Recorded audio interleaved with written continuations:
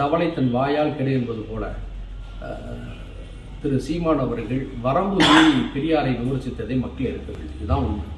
பெரியாருடைய கருத்துக்களை யாரும் விமர்சிக்க வேணாம், மாற்று கருத்து சொல்லாதீங்கன்னு நம்ம சொல்லலை. ஏன்னா பெரியாரை சொல்லியிருக்காரு, நான் கூறிய எல்லா கருத்துக்களையும் நீங்கள் அப்படியே இருக்க வேண்டும் என்ற அவசியம் இல்லை, நீங்கள் விமர்சனம் செய்யலாம், மாற்று கருத்துக்களை கூறலாம், நான் பதில் தருகிறேன் என்று சொல்லியிருக்கார். ஆனால் அவர் சொல்லாத கருத்துக்களை சொன்னதாக சொல்லி அவர் மீது பழி போட்ட காரணத்தை, நிகழ்வை மக்கள் விரும்பவில்லை. குறிப்பாக பெரியார் பிறந்த மண்ணில் ஈரோட்டு மக்கள் அதை முழுமையாக நிராகரித்திருக்கிறார்கள். இல்லைன்னு சொன்னோம்னா இன்றைக்கி பல கட்சிகள் தேர்தலை புறக்கணித்த நிலையில் குறைந்தபட்சம் ஒரு 40,000 வாக்குகள் அவர் நெருங்கி இருந்திருக்கும். அது நடக்கல. அந்த விரக்தியில் தான் என்ன செய்யறாருன்னா பணநாயகம் என்று சொல்லி அவர் பேசுகிறார். திருப்பரங்குன்றம் கோவில், சிக்கந்தர் மலை தர்கா இந்த விவகாரத்தை முன்வைத்து கடந்த 2 வாரங்களாக தமிழ்நாட்டிலே சிலர் பதட்டத்தை ஏற்படுத்தக்கூடிய வேலையை செய்து வருகிறார்கள். ஆனால் பொதுமக்கள் யாருமே இது விரும்பலை. இதுதான் உண்மை. எதையாவது சர்ச்சைக்குரியதை செய்து தங்களுடைய இலக்கை எட்டிவிட வேண்டும் என்று பாஜகவும் அவர்கள் சார்ந்த சங் பரிவார சக்திகளும் நினைக்கிறார்கள். நம்ம ஏற்கனவே சொல்லியிருக்கிறோம், தமிழ்நாடு ஒன்றும் உத்தரப்பிரதேசமோ குஜராத்தோ அல்ல. இங்கு இந்துக்கள், முஸ்லீம்கள், கிறிஸ்தவர்கள், ஒடுக்கப்பட்ட மக்கள் எல்லாருமே அண்ணாநம்பியாக வாழ்கிறாங்க. அரசியல் ரீதியாக மாறுபட்ட கருத்துக்கள் இருக்கலாம், வெவ்வேறு வழிபாடுகளை பின்பற்றக்கூடியவர்களாக இருக்கலாம். ஆனால் ஒருவருக்கு ஒருவர் விட்டு கொடுக்க மாட்டாங்க. அது வட இந்தியாவில் வேண்டாம் அந்த மாதிரியான பரபரப்புகள், சண்டைகள், மோதல்கள் இருக்கலாம். இங்கே பார்த்தீங்கன்னு சொன்னோம்னா அந்த திருப்பரங்குன்றம் கோவிலுக்கு போகக்கூடியவர்கள் மேலே தர்காவுக்கு போயிட்டு தான் வர்றாங்க. நீங்கள் கூட உங்களுக்குலாம் நீங்கள் கேள்விப்பட்டிருப்பீங்க, நீங்கள் கூட போயிருப்பீங்க. சபரிமலைக்கு போகிறீங்க, அங்கே பக்கத்துடைய வாவர் தர்காவுக்கு போயிட்டு தானே வர்றாங்க. பிரான்மலைக்கு போகிறாங்க, அங்கே இருக்கக்கூடிய பக்கத்துடைய தர்காவுக்கு போயிட்டு தான் வர்றாங்க இந்துக்கள்லாம்.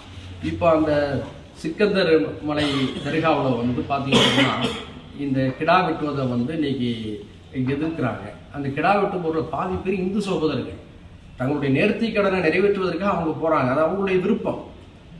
அடுத்து இன்னொரு விஷயம் என்னன்னு சொன்னோம்னா, பொதுவாகவே நம்முடைய தமிழ்நாட்டில் குலதெய்வ கோயில்களில் நம்முடைய இந்து சகோதர சகோதரிகள் ஆடு வெட்டுவது, கோழி அறுப்பது, பன்றியை பலி கொடுப்பது என்றெல்லாம் கலாச்சாரமாக இருக்கிறது.